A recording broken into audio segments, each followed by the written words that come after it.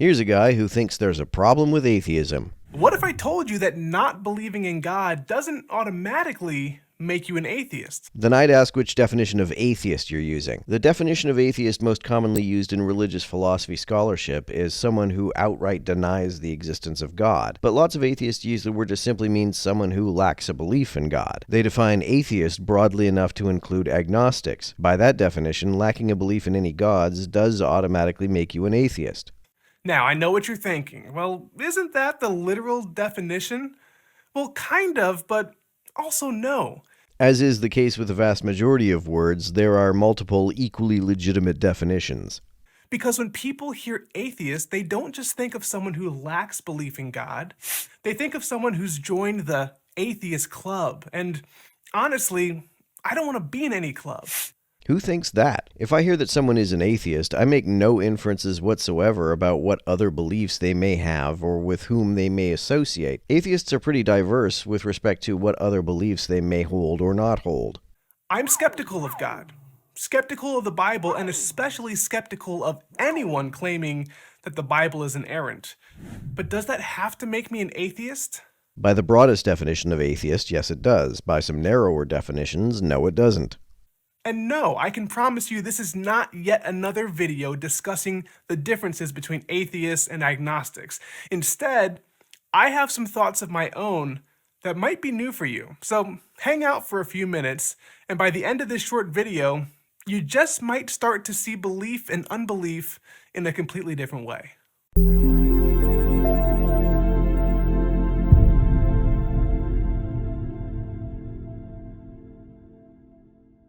So, let's talk about this whole unbeliever thing.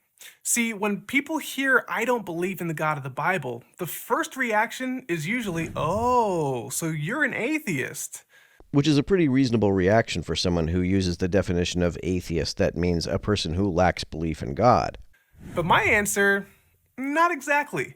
The problem is that the term atheist doesn't just mean lacking belief in God anymore. It does to anyone who still uses the term to mean that.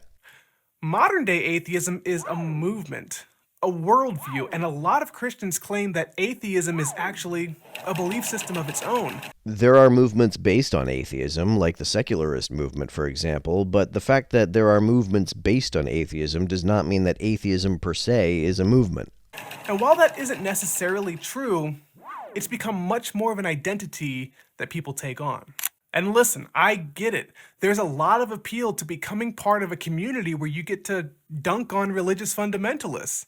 And if you grew up in a church like me, it's nice to finally not have to explain why an all-loving God keeps letting bad things happen. It sounds like a win, right? But for me, skepticism isn't about swapping one belief system for another. It's about asking the questions. And that's where I differ from a lot of modern atheists. There have been multiple attempts to package atheism with a lot of other beliefs and values, but they don't seem to have had much success. Atheists as a whole don't seem to agree on anything other than the fact that they are not convinced that a God exists. So now let's talk about modern atheism for a second.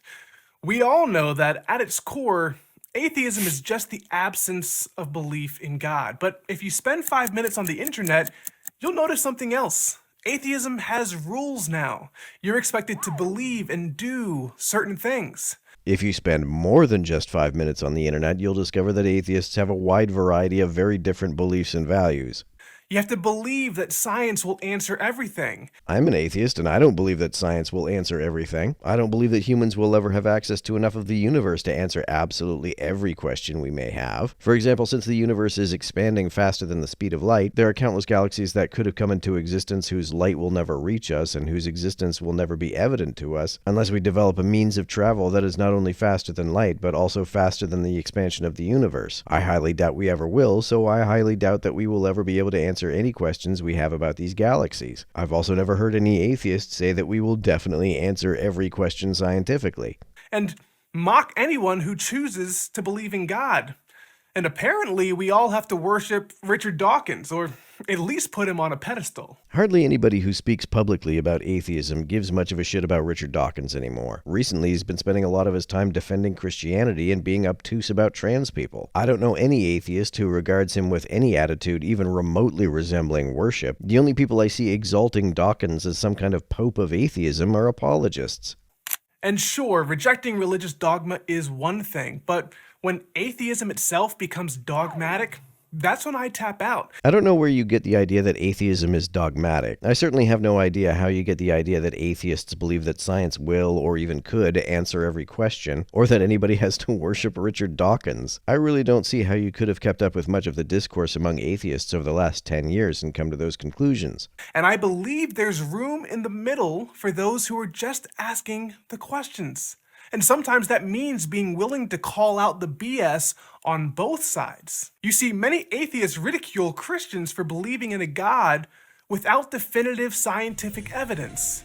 But isn't it equally faith-based to believe without current evidence that science will one day fully explain consciousness? What do you mean by fully explain? I suspect that it's explained a lot more than you probably give it credit for because I don't believe there's any so-called hard problem. I don't know for sure that science will answer every question that we have about consciousness, but I suspect that most of the remaining questions will be answered. And the reason I suspect they will is not without evidence. It's inductively inferred by how much of consciousness has already been explained. That's an inference based on evidence, not an assumption made without evidence.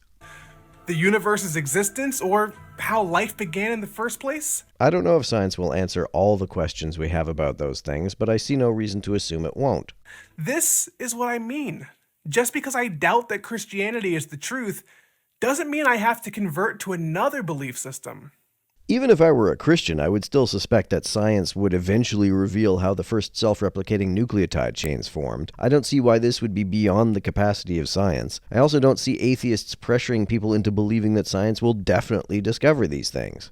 I'm okay with not having all the answers. So if I'm not an atheist and I don't believe in God, then what does that make me? An agnostic who uses the more restrictive definition of atheism.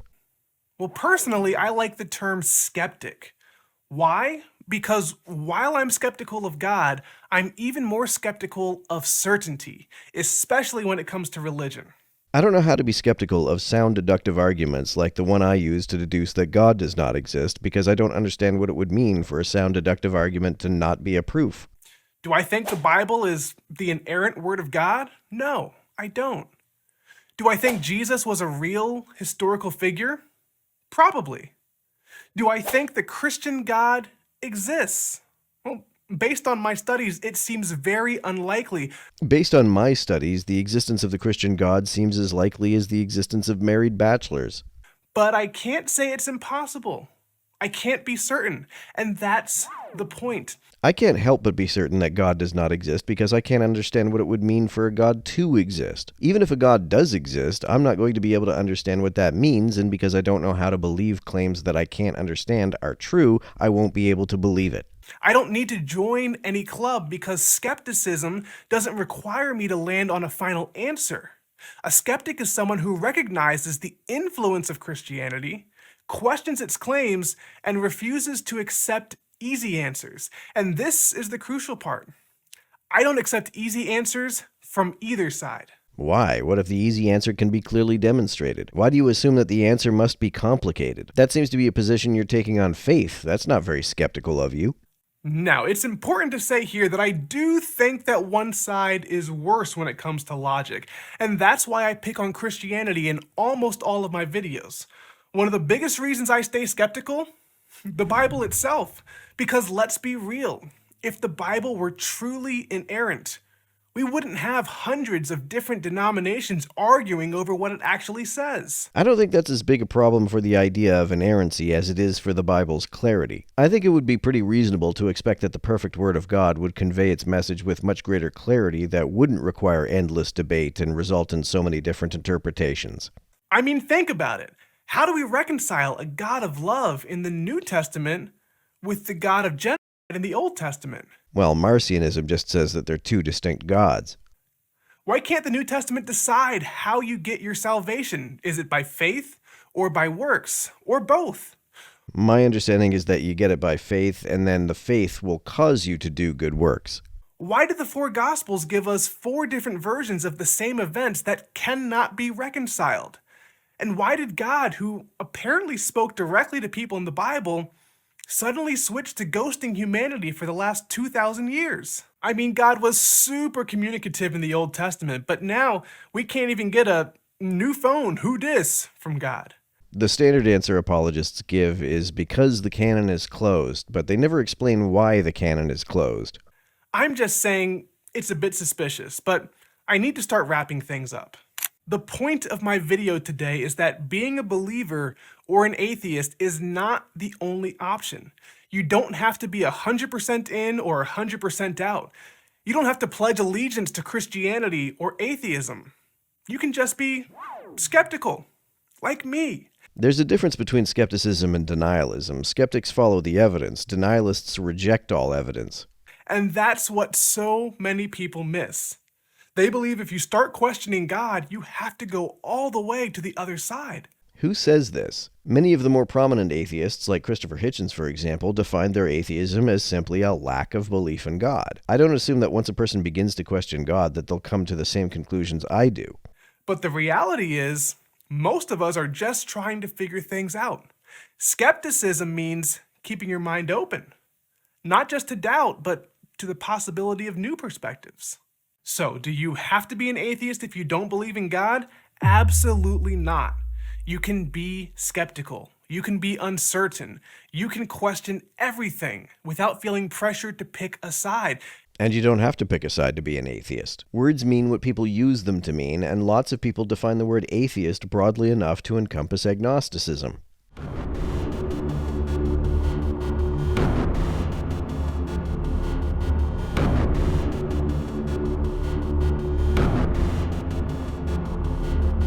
To everyone who helps me out on Patreon, you're a big help. Thanks so much.